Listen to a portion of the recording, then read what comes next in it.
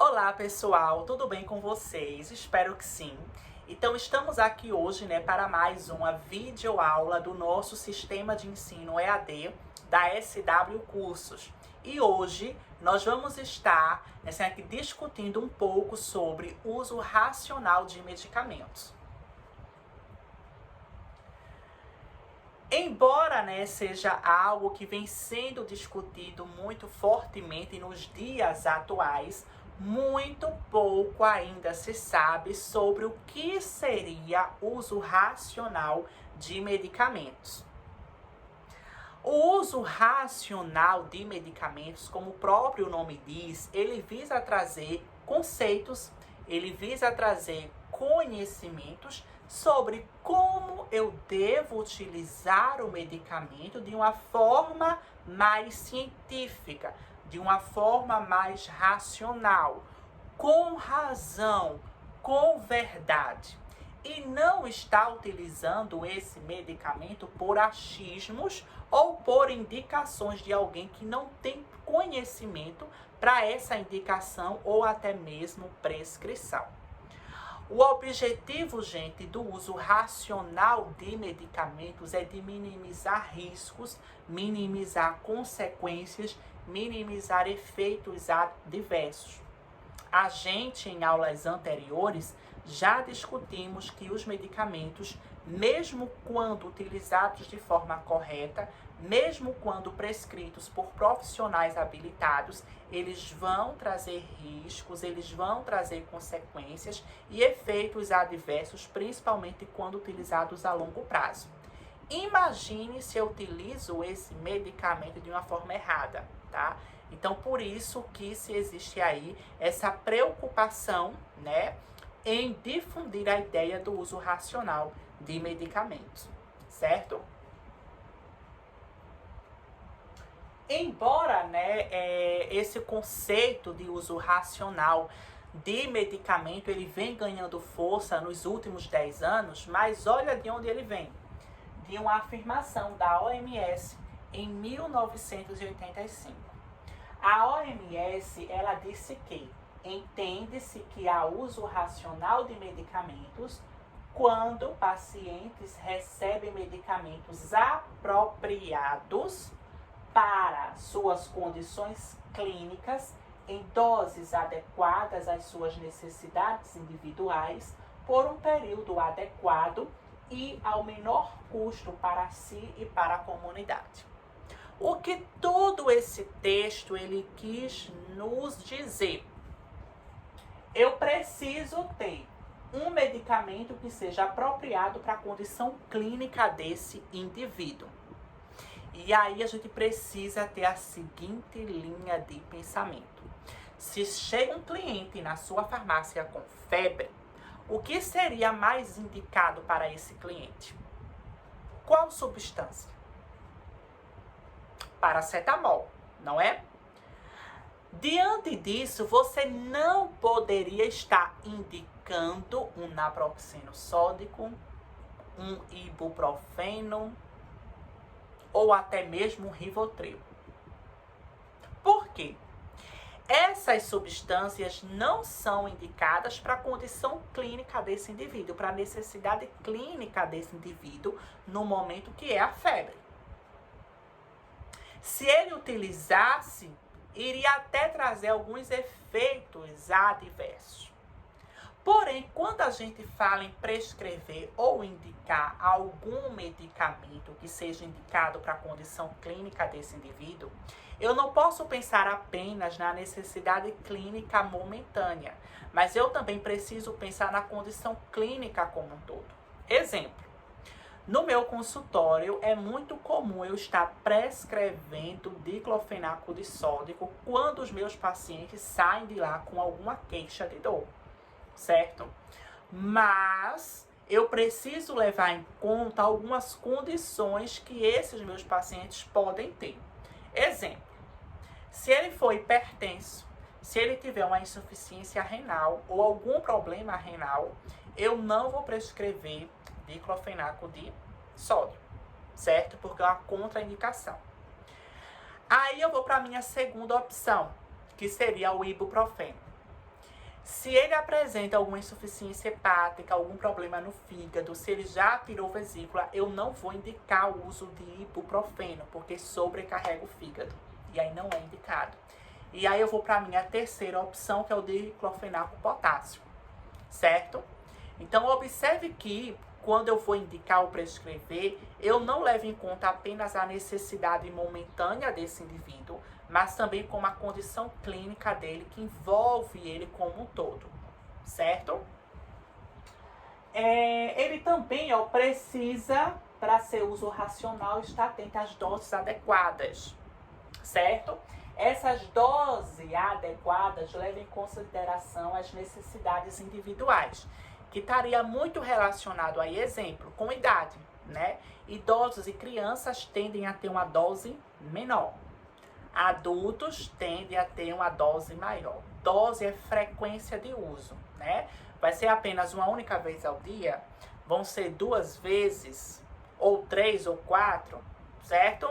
Por 7 dias, por uns 10 dias, por uns 15 dias. Então, dose tem a ver com frequência e até mesmo duração desse tratamento, tá? Tem a questão do período adequado desse tratamento, né, que entra muito em dose e que não pode ser interrompido. Então, se o profissional ele orienta você a tomar tal medicamento, né, por um tempo X, você não pode interromper, certo? E não pode também estender. E não pode aumentar a dose, que é o que a gente vai discutir, certo? Já já, beleza? E também que tenha um menor custo para si e para a comunidade. Então, muitas vezes, né, tem profissionais que eles querem prescrever um medicamento referência para o seu cliente, mas o cliente não tem condição para arcar, porque é um medicamento caro, né? A gente sabe que fármacos referência são medicamentos que têm um valor maior, né? E nem todo mundo tem essa condição. Então, o profissional ele precisa buscar, né, algum genérico ou algum similar que traga o mesmo efeito-benefício, certo? E com um custo menor.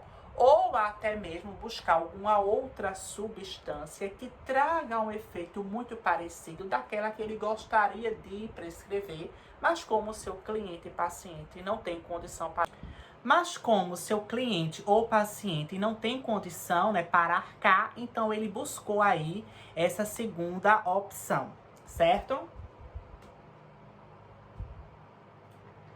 Aí a gente vem, né, para uma resolução do Conselho Federal de Farmácia no ano de 2013, que é a resolução número 585, de 29 de agosto, da qual ela traz a seguinte informação: uso racional de medicamentos é o processo pelo qual os pacientes recebem medicamentos apropriados para as suas necessidades clínicas em doses adequadas às suas características individuais, pelo período de tempo adequado e com o menor custo possível para si e para a sociedade. Basicamente, aquela mesma definição da OMS, certo?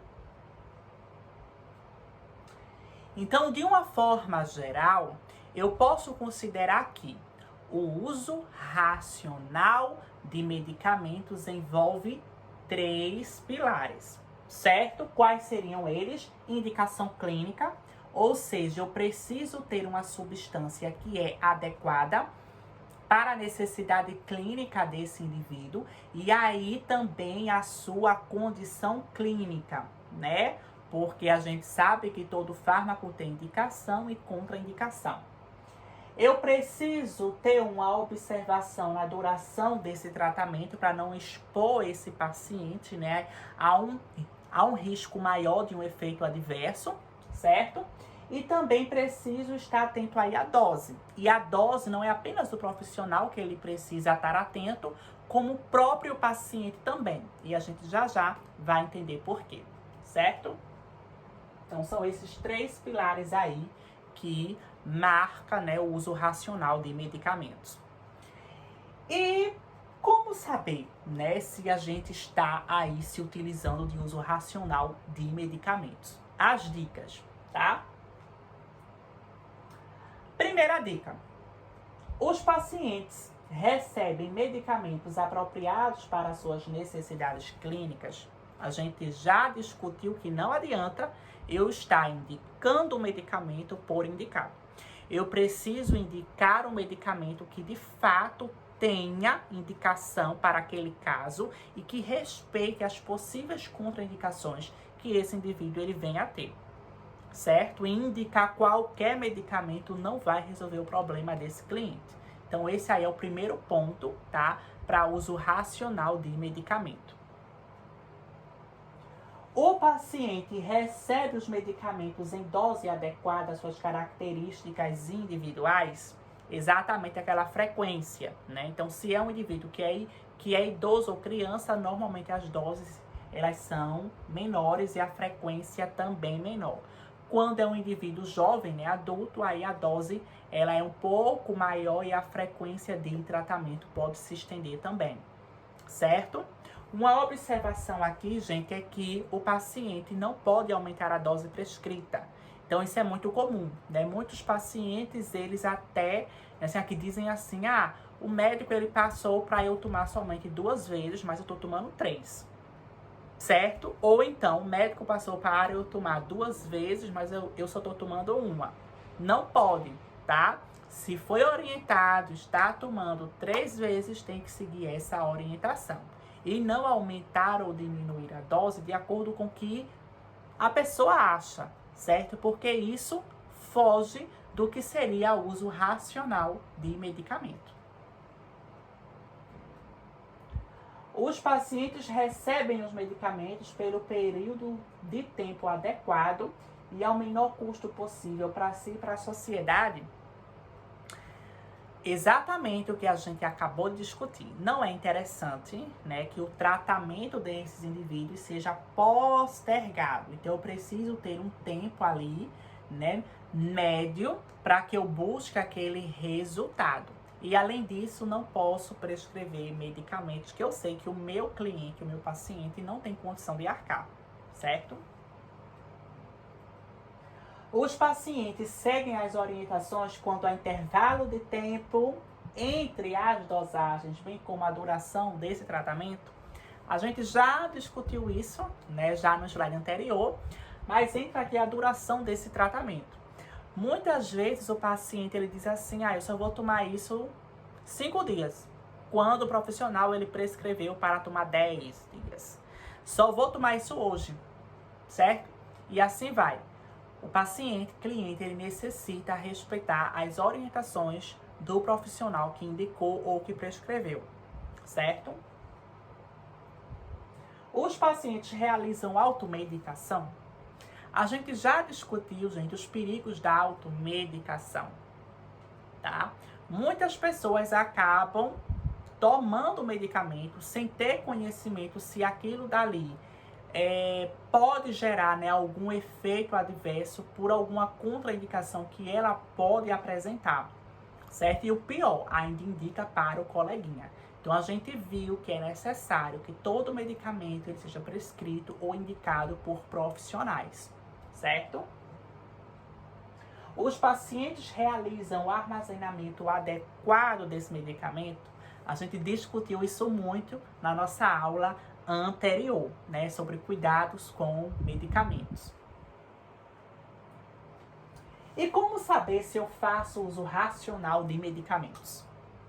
Se caso vocês seguem todas essas dicas, sem sombra de dúvidas, vocês fazem uso racional de medicamentos. Caso contrário, repensem, certo? Meu muito obrigado, gente. Espero que todos tenham gostado e até a próxima.